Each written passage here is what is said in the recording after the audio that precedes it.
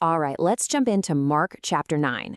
And we are going on a real roller coaster here, from the highest of highs on a mountain of divine glory, straight down into a valley of human struggle. And you'll see that Jesus has a lesson for us in every single step. You know, this entire chapter really hinges on this one powerful command spoken right out of a cloud of glory. This isn't just a gentle suggestion. It's the absolute central point of everything that's about to happen. So let's dive in and see what that really means. So what happens next? Well, that's where things get really interesting. It sets up this huge contrast that we're going to explore today, the massive gap between God's power and our own human weakness, and what it teaches us about what real faith and true greatness actually look like. Okay, so first we start on a high note. Literally, we're on a high mountain where Jesus gives his inner circle, that's Peter, James, and John, a sneak peek of his kingdom glory.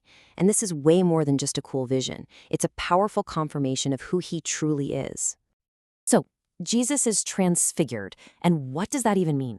Well, Mark tries his best to describe it. He says Jesus' clothes became so dazzlingly white that no launderer on earth could ever get them that clean. This isn't some party trick with a bright light. It's like the veil is pulled back for just a moment, revealing the divine glory he had inside him all along. And then, get this, Moses and Elijah show up. I mean, wow, the symbolism here is just off the charts. You've got Moses, who represents the law, and Elijah, the great representative of all the prophets.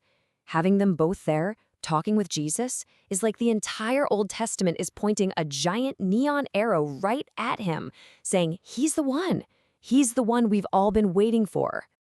And then, just as quickly, they're gone. After that booming voice from the cloud says, hear him, all the disciples see is Jesus only.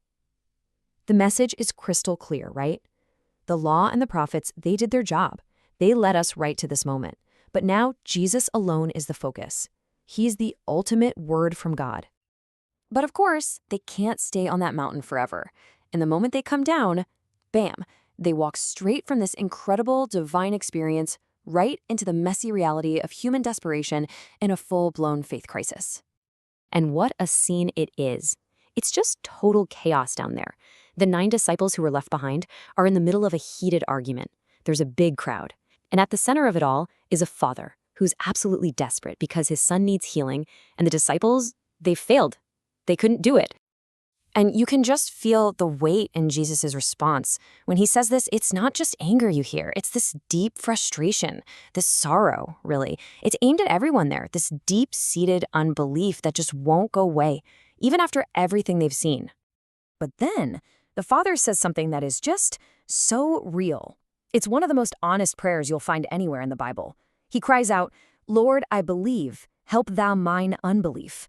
It's this perfect picture of struggling faith, isn't it? He has faith, but he knows it's weak, and that's the kind of raw honesty that Jesus honors. So why did the disciples fail? What went wrong? Jesus tells them straight up, this kind of spiritual battle requires more than just showing up. It requires prayer and fasting. It wasn't that they didn't have authority, it's that they weren't connected to the source of that authority. They were trying to use a formula instead of depending on God. And hey, if you want to dig deeper into these big ideas of faith and unbelief, be sure to use the flashcards that go along with this lesson. You would think after all of that, the disciples would be a little more tuned in, but nope. It's almost unbelievable. Right after Jesus tells them, for the second time, that he's going to suffer and die, they show just how much they are not getting it. So get this. As they're walking down the road, what are they talking about? They're arguing. And what are they arguing about? Who's the greatest? I mean, the contrast is just staggering. Jesus is talking about ultimate sacrifice, and they're focused on their own rank and status. And this is where Jesus just turns their whole worldview completely upside down. He says, if any man desire to be first, the same shall be last of all and servant of all. Boom. With one sentence, he totally redefines greatness. In his kingdom, it's got nothing to do with power or position. It's all about humble, selfless service. And to really drive the point home, he does something really powerful. He pulls a little child into the middle of the group. Now, you gotta understand, in that culture, kids were basically nobodies. No status, no influence. By doing this, Jesus is giving them this radical object lesson. You want to be great? Then you need to welcome and serve the very people the world thinks are completely insignificant. All right, get ready, because the chapter takes a really serious turn here.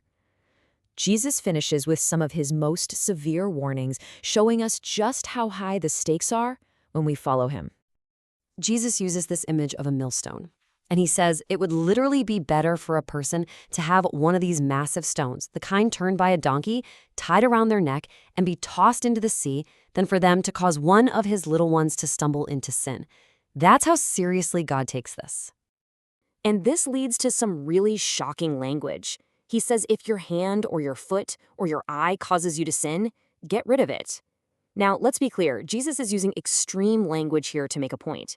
He's not calling for self-mutilation. He's teaching us to be absolutely ruthless with sin in our lives. Whatever it is, a habit, a relationship, an influence that's pulling you away from God, you have to cut it out, no matter how valuable it seems. Because what's the alternative? He describes it as hell, using this terrifying image of a place where their worm dieth not, and the fire is not quenched. He's painting a picture for them, using Gehenna, the burning, maggot-infested garbage dump outside Jerusalem. It's a horrific image, meant to wake us up to the very real and terrible consequence of sin. So, after all that, those are some pretty terrifying warnings. You're probably wondering, okay, so what do we do now? Well, Jesus doesn't just leave us in fear. He brings it all home with a really practical command about how we're supposed to live together. It all comes down to this: have salt in yourselves and have peace one with another. That salt is that inner spiritual character, that purity and integrity we've been talking about. And when you have that on the inside, what's the natural result? Peace with others on the outside. It's the perfect antidote to all that arguing they were doing earlier, isn't it?